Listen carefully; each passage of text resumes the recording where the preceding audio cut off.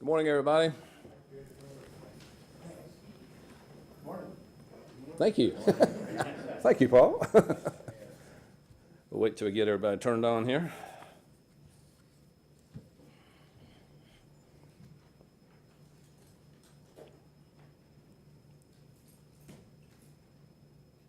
Everybody good? Well, again, good morning. Welcome to your City Hall. We're here this morning to announce a continuation of some efforts that have been underway for, I guess, 2 or more years here in our community to address poverty in our community. And we make no bones about the fact that we are totally dissatisfied with the level of poverty in our community, even though we are seeing a downward decline in it. It's moving in the right direction. Overall poverty in Winston has gone from 26% to 21%. Poverty among African Americans have dropped from 35% to 26%, but still, yeah, if you think about it, that means that 1/4 of African American citizens are living at or below the poverty level, which is totally unacceptable for our community. You might recall that almost 2 years ago, we pulled together a group. We called it the Thought Force because we didn't want a task force. We wanted a thought force, people to think about this idea and the issue of poverty and to try to come up with some innovative solutions to our situation. That group worked hard for 12, 14 months, had a series of 5 world cafes where we addressed issues in terms of food disparity, health disparity, housing, jobs, and education. Gathered lots of information from those world cafes. And then we, working with Winston-Salem State University and Wake Forest University, students there vetted some 350 ideas that came out of that by asking the questions of, will this work? And if it does work, would it have an impact? So based on that, we cut it down to in the 70s, 70 recommendations. Then we went back out for a 6th World Cafe of individuals who are living in poverty or have maybe escaped poverty by their own efforts there, and asked them, do these things work? Do they make sense? And they were pretty frank with us. And they said, hey, some of these don't work. Doesn't make any sense. Didn't have a good idea. So based on that, we refined it, came up with 56 solid recommendations in the plan, and then about a dozen or so overreaching objectives there. Since that time, we have worked hard to get the plan adopted by the city. Thank you. And by the way, I didn't introduce John Larson, council member from the South Ward, is here. The City Council has adopted it. The County Commissioners has adopted it. The Chamber of Commerce has adopted it. United Way has accepted it as part of their strategy. And so we began moving forward with it. We had to find money to carry this thing out. Everything comes down to money, does it? So we began an effort to pull together a collaboration of funders. And we're pleased that a number of those are here today. I want to introduce, first of all, Kaylin Charlton, who is with BB&T. BB&T stepped up big time, sort of the lead sponsor in that regard. Kate B. Reynolds stepped up. Joe Crocker is the deputy director. Is that correct? Close. Well, thank you, program director. Well, you run the place over there most of the time. We go to Joe when we need money. That's good. And Z. Smith Reynolds stepped up as well. Yeah, Kate B. Reynolds. Z. Smith Reynolds stepped up as well. Mo Green could not be here today, but they were big supporters. Goodwill Industries. Art Gibble was here, the president of Goodwill Industries, to say we want to help with that. Wake Forest University stepped up with financial support. Rogan Kirsch, in fact, the provost at Wake, chaired this initiative and led the way in helping raise the money. And of course, United Way. Debbie Wilson's here representing United Way, as well as others that are here. And everybody's kind of pulling together to make this project work. Councilmember Derwin Montgomery is not here. He's now Representative Derwin Montgomery. I keep calling him that. But I want to give him a lot of accolades and credit for helping bring this idea forward and working collaboratively with us as we brought this forward to present the plan. But in order to get it done, we felt like we obviously needed ones who wake up every day thinking about this issue and thinking about how we can implement the recommendations, maybe find other recommendations to move forward. So at this time, I'm pleased to introduce the staff that will lead this effort. I'm going to ask both of them to come up, John Rayleigh and Chanel Nestor, if you'll come on up here. John Rayleigh has been in this community a long time, will be the executive director. John, as you might recall, was the editorial page editor for the Winston-Salem Journal for a number of years.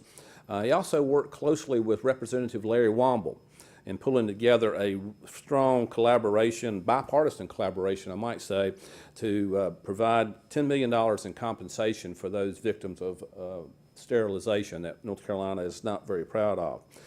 We think he'll use those same skills of building collaboration as we move forward with the Poverty Reduction Initiative.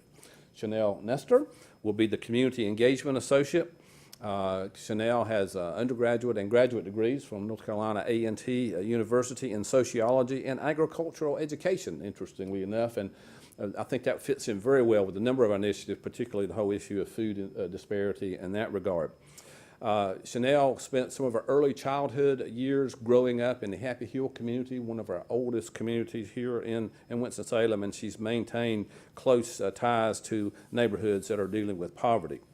So at this point, I'm going to turn the program over to John, let him make some comments, and then Chanel will make some comments, and then we'll come back up and answer questions. John?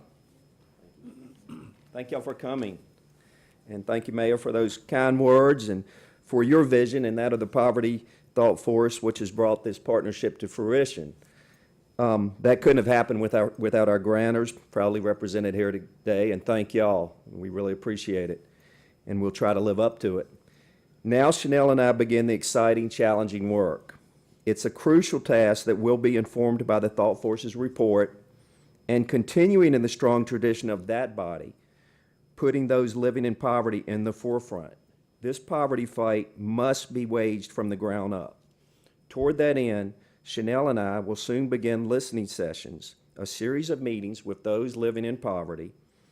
We'll get their input on the Thought Force report and what issues they think we should be concentrating on as we craft an action plan to reduce poverty on a local level. In setting up the initial meetings, I've renewed old friendships in the social justice fight, and I've started to make some new ones.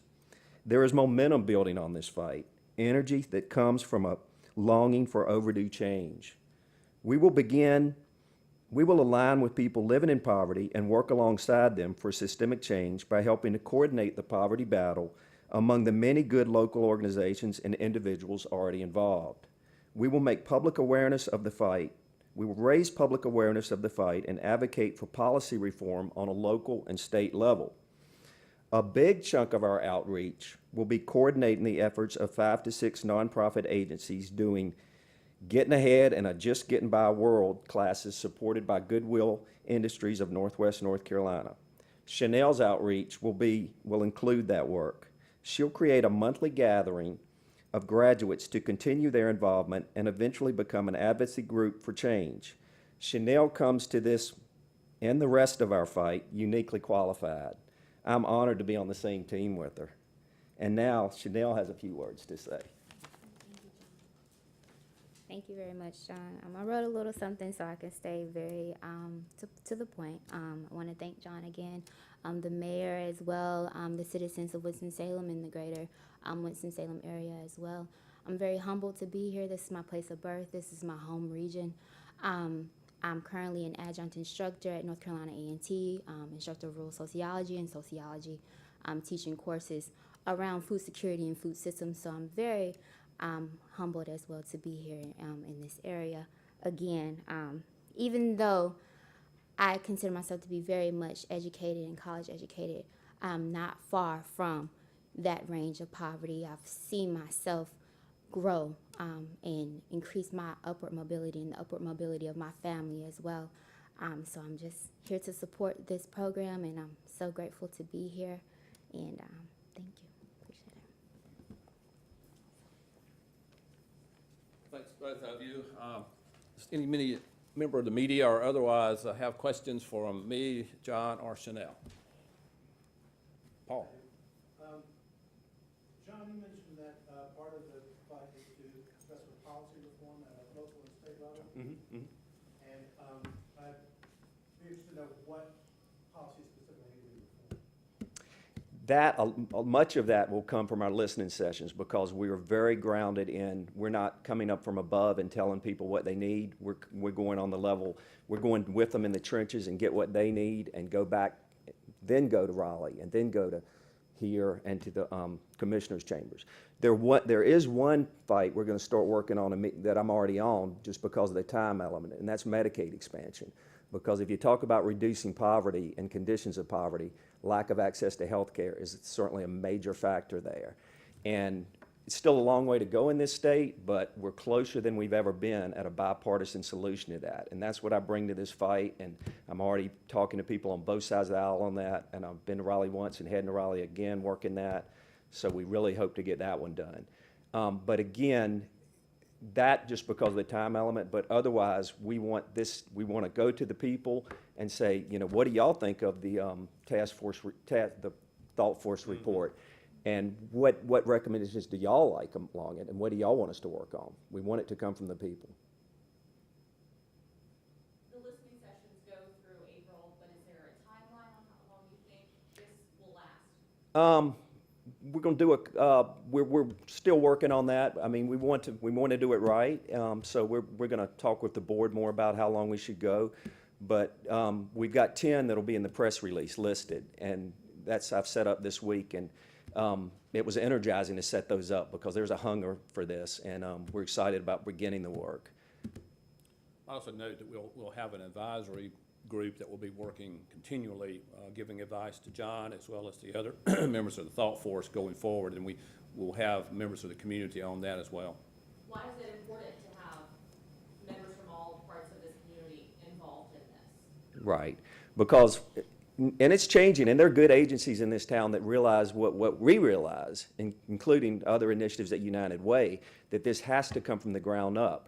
Because for too long in this town, there was a tradition of things coming from the top down and people being told what they need instead of the people telling what they need. So that's just paramount to us to start from the ground up and hear what they want to say and work with them, because there's so much talent and among people of low income, and it's just the barriers that we need to remove that keep them from living out their dreams.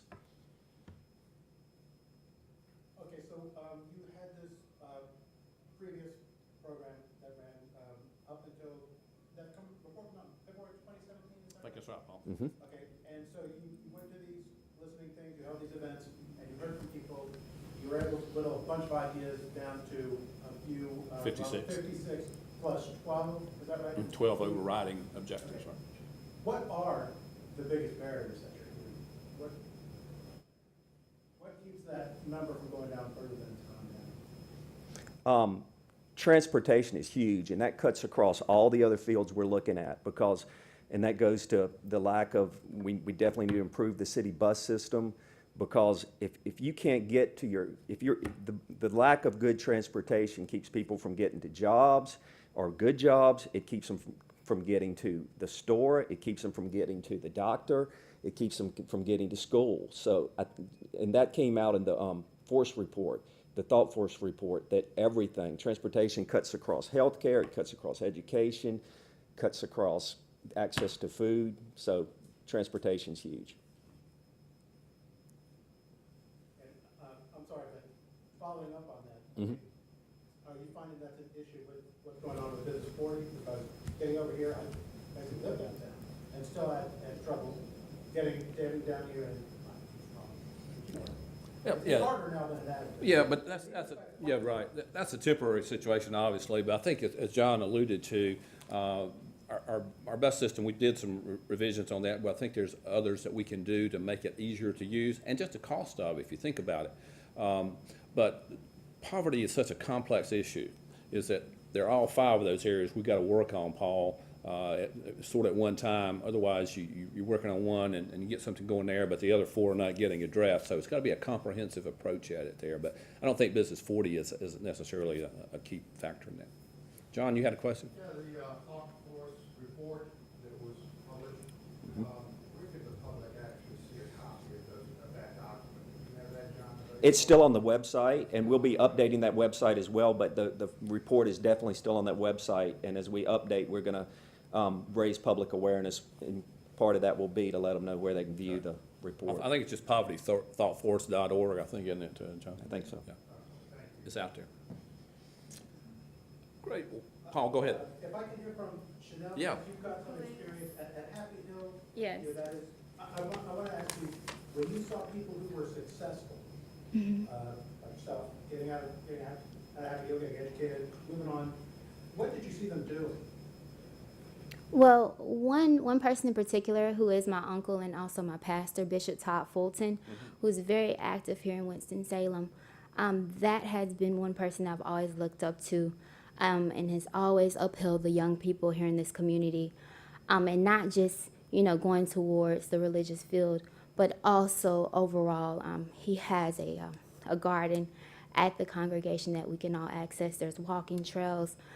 He's very into construction as far as giving free construction to community members there in Kernersville as well. So that's one person I've always looked up to. I've seen a lot of individuals be teachers, be public administrators as well, working in local government. And I feel that a lot of people were there because of situations, not necessarily because they didn't have the will to do better. It's because life happens. So that's an example. Thank you. What are some of the things that you've heard from people that you know that they want you to start focusing on right away, some of those pressing issues they have? One thing that I've heard thus far, and to grow on what John has said, is definitely the transportation issue. Coming from a food system field, understanding that food access and how transportation plays into that, that's definitely one huge thing. Also talking about medical coverage as well. Those are two big things. Home ownership as well is one thing as well. Thank you. Thank you all for coming. John and Chanel and folks will be here afterwards if anybody wants to follow up. But again, thank you for coming. Thanks to the sponsors once again, because without you, we could not be doing this. So thanks for coming. Nice job.